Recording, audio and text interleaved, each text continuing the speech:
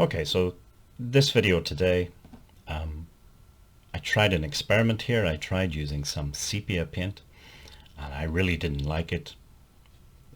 So I ended up taking some tissue or an old cloth and wiping that color off the paper. The thing with watercolor is if you don't like it, as long as it's still wet, you can lift most of it off the paper. You can see it's sort of stained the paper. You'll never get rid of the paint completely. It's not like, say, oil paint where you can scrape off the paint or paint over it.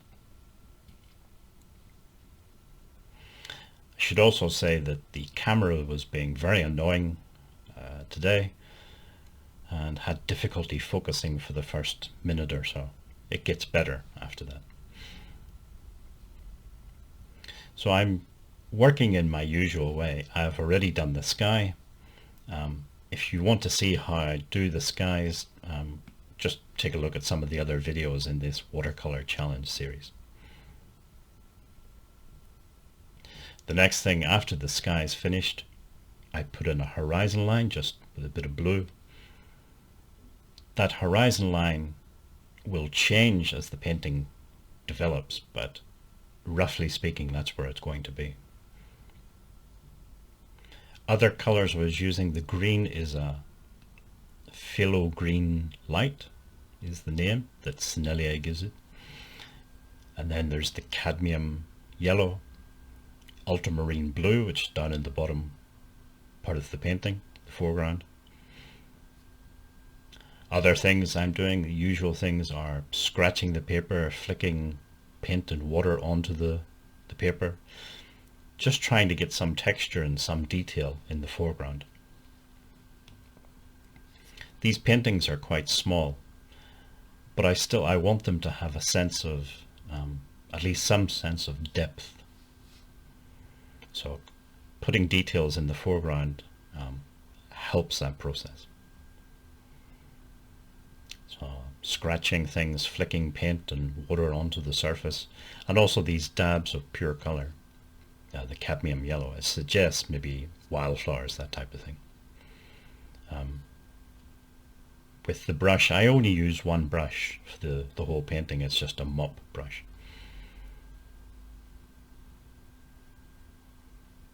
But you can vary the types of marks that you get depending on the, how wet or dry the brush is. Some other colors, there was a little hint of a sort of purpley in there, purple color.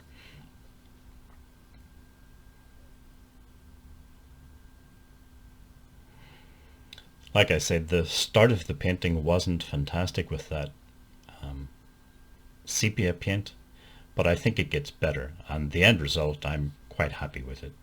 It's not the best painting I've ever done, but it's certainly not the worst either. Other things, so with watercolors, you put the watercolor on, it starts to dry. It can fade, the color, the intensity, so that's why I'm going back over the horizon line, the hedges. And it's just with an ultramarine blue.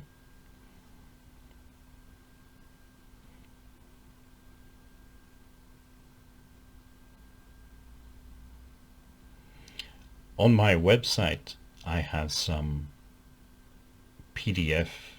downloadable PDF files, just, if you could say, little mini booklets, I suppose, with some of my ideas on how to paint landscapes and other things.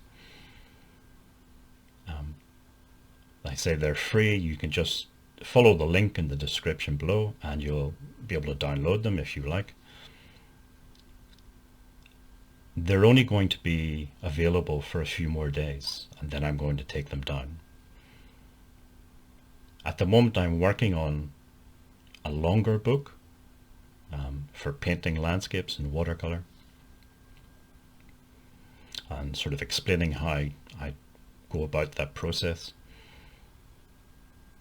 That book, my plan is to self-publish it, so it'll be available on Amazon at some point.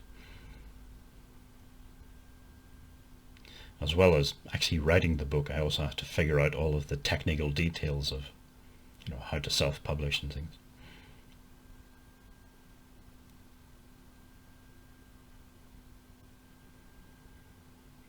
So now just a few more dabs of pure color, this cadmium yellow. It just brightens things up. It also creates that sort of impression of detail in there.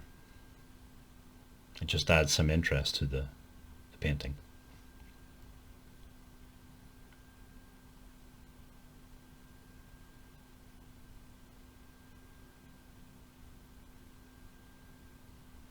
I'm only using the one brush for the whole painting. It's just a mop brush.